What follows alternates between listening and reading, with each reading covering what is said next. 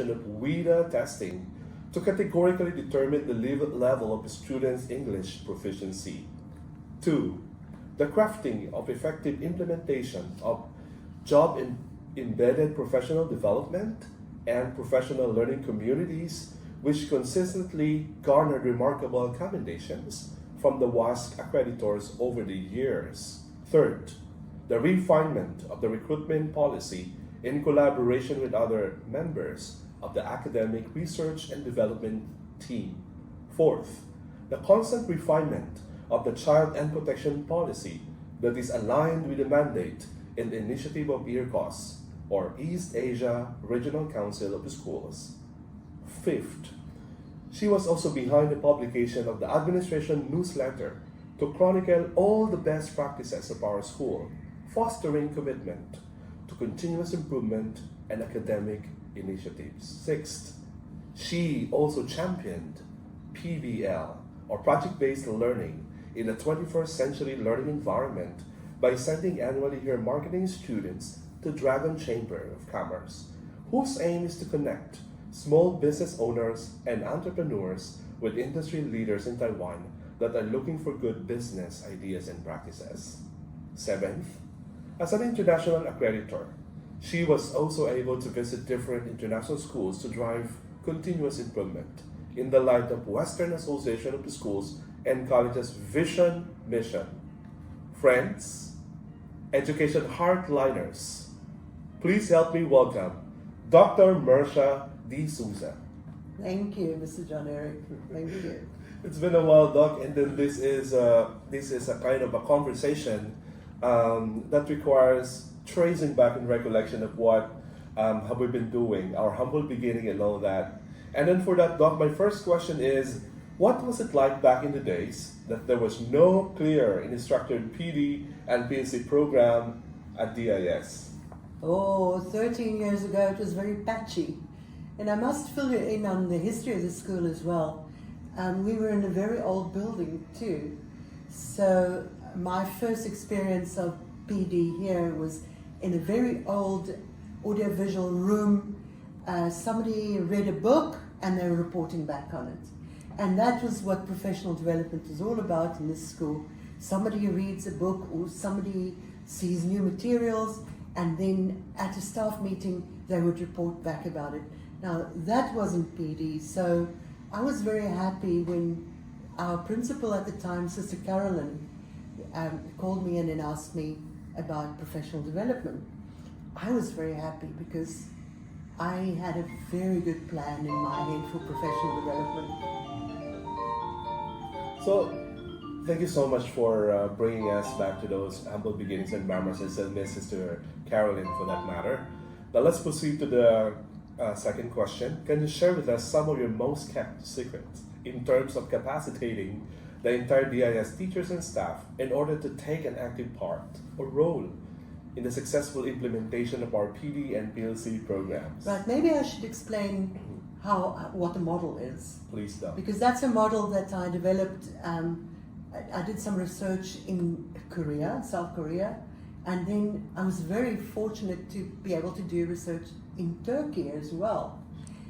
Because I worked at a university that owned a school in Korea, and then we had a memorandum of agreement with Turkey, Bahçeşehir University in Turkey, and they also had schools, and so I was very privileged that I could actually test the model there.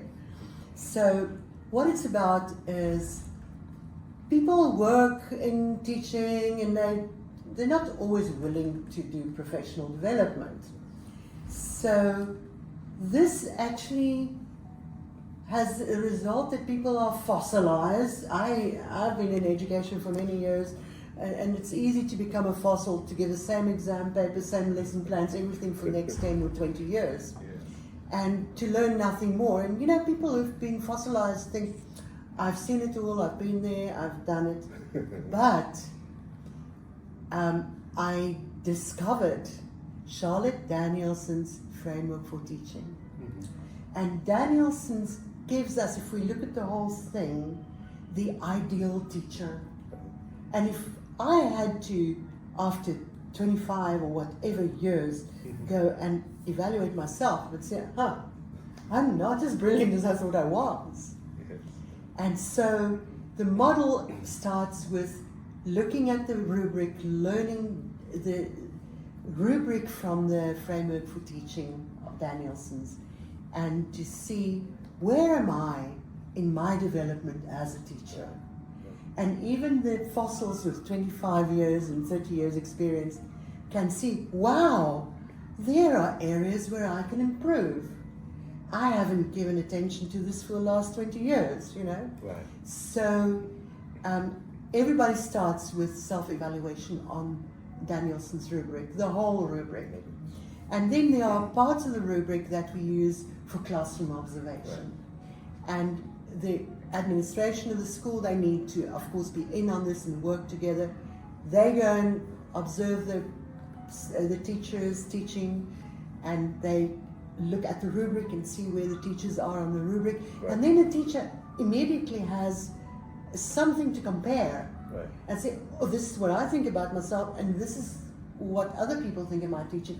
Then there's a peer teaching as well, right. Peer evaluation, where a peer comes in, and sometimes the peer has a totally different idea from what the administrator has, right. And it gives a different perspective. And then this is the first thing that people do. The second thing is it's linked to the accreditation system. Exactly. And to the critical needs in the school. Yes. What do we need to teach our students to improve their learning? Right. The focus is on the learning there. Yes. And then what this model does is it asks the teachers to do some action research in their classrooms, right.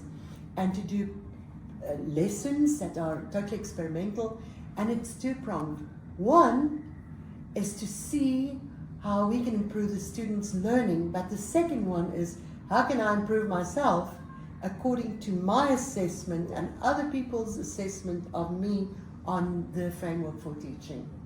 And that's integrated. Right. And then the PLCs, they are the backbone of the system, because everybody is in the PLC, they share, and they're random PLCs. We don't pick people from the same department together, no. It's cross-curricular. What we do is not to put junior elementary school teachers with AP teachers. We won't do that. Definitely. Because there's nothing in common. We put people from the same levels together, but it's cross-curricular. And that works very well.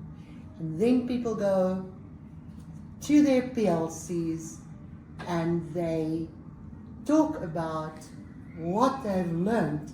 They share all that experience. And if they have problems like classroom management, right. Or a very difficult student in grade 5, or I don't understand what the College Board wants from this question, the PLC is there. And people can discuss things. It's often just the verbalization of your problem that gives you a solution. It's a beautiful, beautiful sharing note. If I may share as well, this is the reason why I advanced in my education. You know, there's a last part of it. The first, when we evaluate ourselves, and then when we look at it from that perspective of the rubric set by Danielson's and Charlotte. And for that matter, it's really, really powerful, because we reflect not only in the practice of how we teach, but it also challenges us to improve professionally, attending conferences, and of course, doing advanced education. Because the world that we are having right now, the 21st century learning environment, requires more of updating. Absolutely. And advancement. Yes, yes, things move so fast, yes. And with AI coming in now, things are going to move even faster. Yeah. And we've got a whole new thing to deal with yes. AI yes. and with what we're going to do with it, how we're going to use it as a tool, and how we're going to stop students from using it as a plagiarism instrument. Yes, and that became one of the concerns in our PLCs, and one of the critical learning needs, this academic dishonesty Yes. that you crafted and have it part also of our handbook. Yeah. So that where they came in. So this constant innovation and this constant pursuit for relevance. Yes. Relevance has always been there to make sure that we offer quality education. Absolutely. Yes. The third question, Doc, is concentrating on PLC. What do you think are the strengths of our PLC as compared to other international schools inside and outside Taiwan, considering that you've been around Taiwan and outside different schools that you've been accredited, part of the team. What do you think are the strengths that we celebrate here at DIS? All the action research is a strength. Right. And the experimental lessons, because when I do an experimental lesson, I want to improve myself. Exactly. And I want to improve the learning. It's a two-pronged approach. And then we also get together in our PLCs, and there's a disaggregation of results. Often we look at the psychometric testing that we do, Exactly. and we look at the students' results, and we analyze what can we do here. We, for instance, saw from Iowa testing that the literacy is a problem, and we then made a focus for the year, literacy. We all need to focus on the literacy of the students. And I must say that we were very happy to see that the literacy started improving. And when we had a visit from the Western Association of Colleges and Schools, they saw it and they said, why has this improved? And we said, because the teachers were focusing on the literacy. So I think that gives us an advantage. And also the sharing of our research and the sharing of our teaching and our methodologies. We're always looking for new methodologies, right? And the sharing of that, and then the linking of the new methodology and our own improvement to what we have, the school-wide action plan. Our middle school, grade 6 and 7. You can start now. Yes, get back to you, Doc. And then sorry for that interruption. It is really happening. We are live and alive here at DIS. Yes, and you've got announcements all over the place. It's really happening, and then that's how we are in the education. Yeah, we constantly navigate these, hot waters of uncertainties. Yes. And then, Doc, can you explain to us why we adopt significantly a well-tested, proven effective PD model by Charlotte Danielsson among the many models out there, and the FFT for that matter? They need to hear about the new innovation. Oh, yes. So I've been working with Danielson's model for, a very long time. Sure. When I did research into what is good teaching and what makes a good teacher, I looked at many questions and questionnaires and models, but Danielson's model gives us a view of what a good teacher is really like. It's a window on what is a perfect teacher actually. And that rubric, if you look at the distinguished, that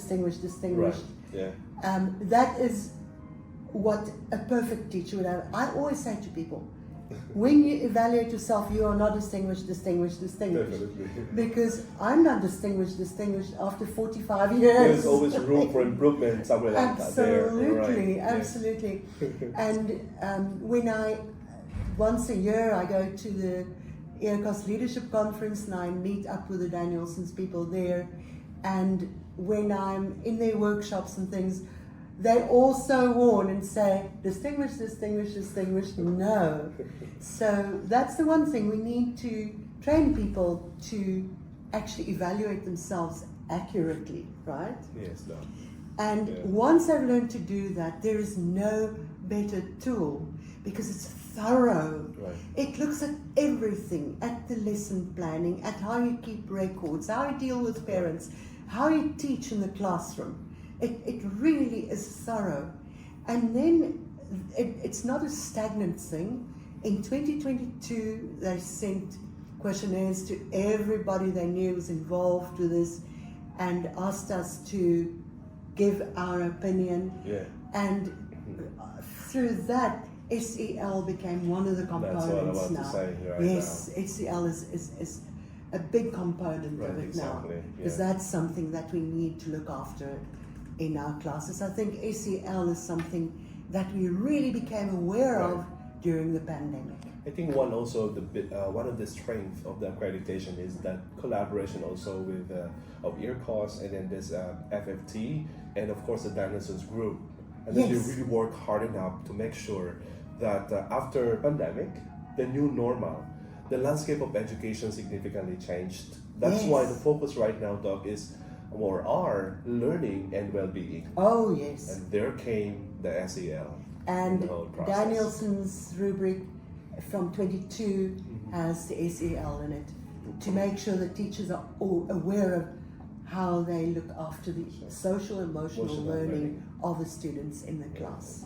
So that is what I like about the model. It's not stagnant, it's Yeah. updated, and it's so good for self-reflection Yes. once Yes. people know it. And then, you know, the peer observation and the observation from the administration. If you've got one tool to evaluate everything, Yeah, it gives a very good insight exactly. instead of Yeah. having random tools all over the place. And that it helps us to speak common language. Oh yes. Common Oh, language yes. and then drive common mission for Yeah. attainment. Yeah, Absolutely, yes. Years ago, Doc, you made mention, because you've been part also of the development, your inputs have been taken into account in the development of the FFT, right, of the framework for teaching, and you're constantly communicating with the programmer, the developer, the researcher. Can you tell us more about that? I haven't been involved in the development Right, of it sure. as such. Yeah. It was there when I did my PhD. Yes. But in the years after that, I've had contact with the Danielson's Danielson's group, groups. especially with Leslie Pendergast, Uh-huh. who's always an EARCOS, and she's there in the thick of it. And when they did the updates, Right. I was one of the people who answered their questionnaires and gave input into the updates. So I wasn't there in the beginning. At the beginning. Yeah. And it's good to know, Doc, that majority of the state schools, public school system in the U.S., they really use the model or the design of Danielson's, for that matter. So it speaks volumes of its validity and reliability in terms of implementation. Yes. Yeah. And I must also mention, of course, that there's an online Danielson's Right. rubric now where the peer evaluation is now done click, click, click, click.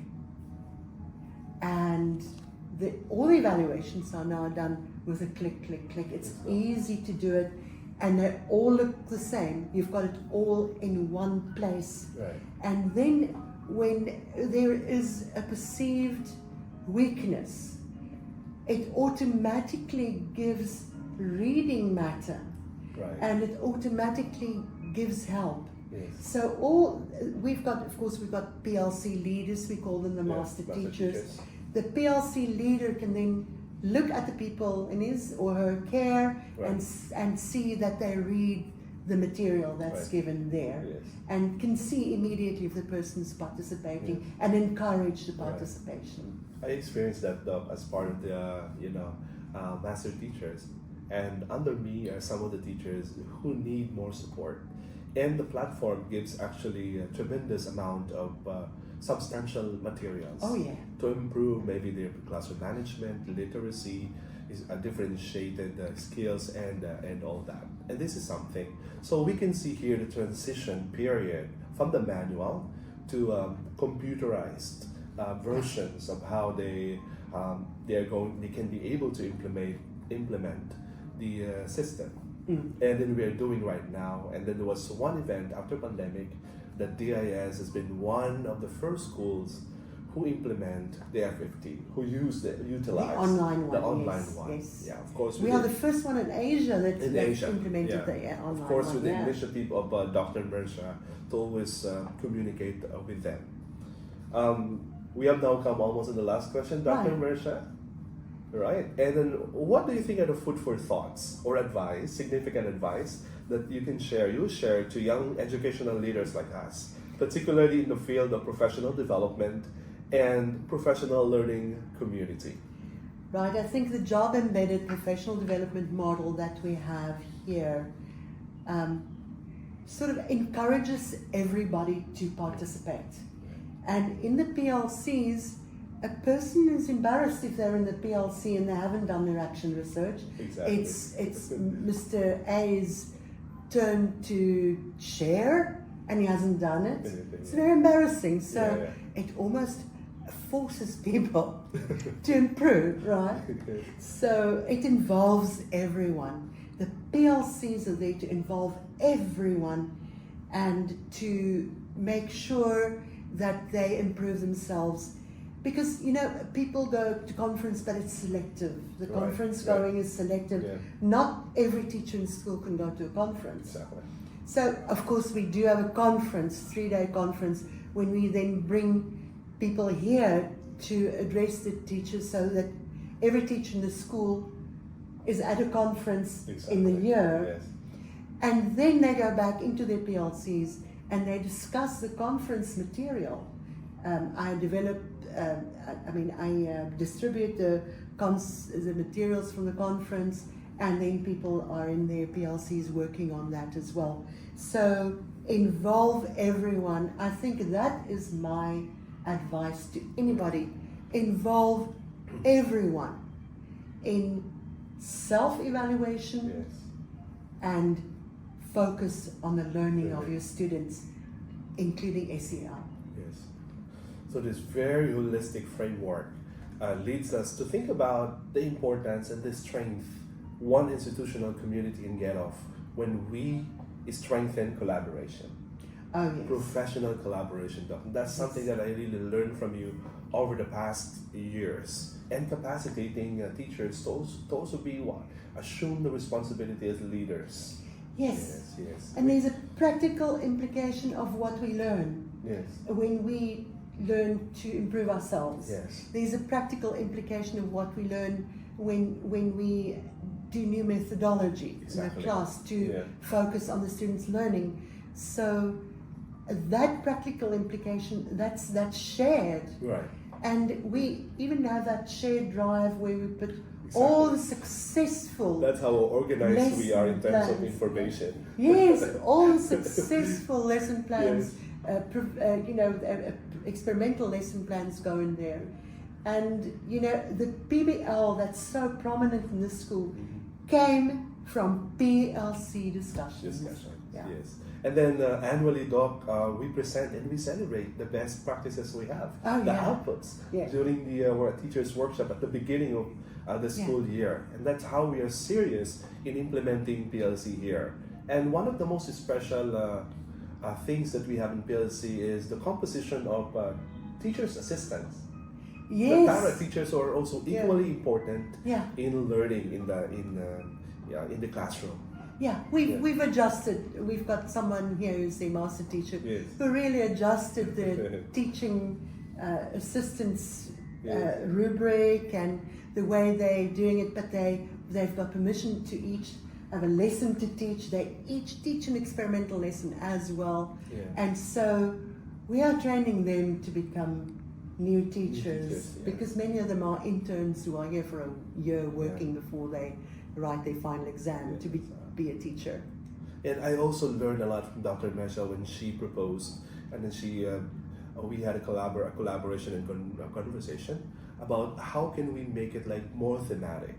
So there are specific topics that we have to address in our PLC. So we might not be on the same PLCs, but on the same light. So we address particular themes or concerns. Yes, it's good to have those themes and concerns that are linked into the school-wide action plan for the accreditors, right? Because we need a school-wide action plan. It's a strategy of how we're going to improve the learning of our students.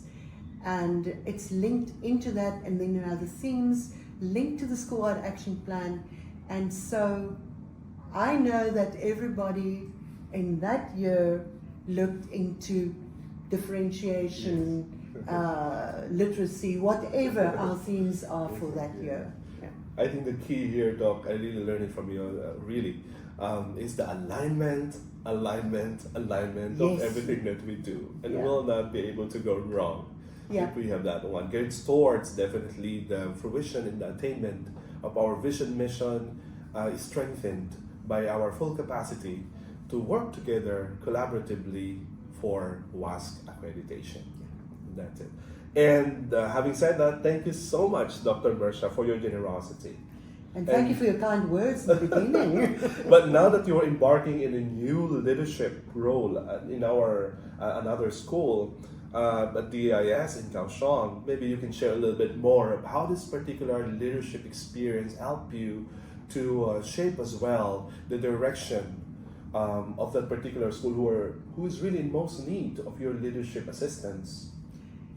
Well, the first thing I'm going to do is to implement this job-embedded professional development model, because they are trying to get their accreditation this year. And with the last accreditation visit I was there, they actually mentioned that the professional development should be better linked to their school-wide action plan. So that's what we're doing here. We're used to doing that. So that's what's going to happen there. I hope that that's going to be very successful there. Yes. I'm going there with lots of experience, and I hope for the best, and I pray for the best, you know. That will surely miss Dr. Mersha has been doing a lot of initiatives and work here for 2 successful full implementation and of accreditation in the Holy School. Over the years, our school is celebrating its 67th founding anniversary, and it's only recently in 2017 that we've been accredited by the WASC Accredited Board, and that's because of Dr. Mersha's in collaboration with other academic leaders on board.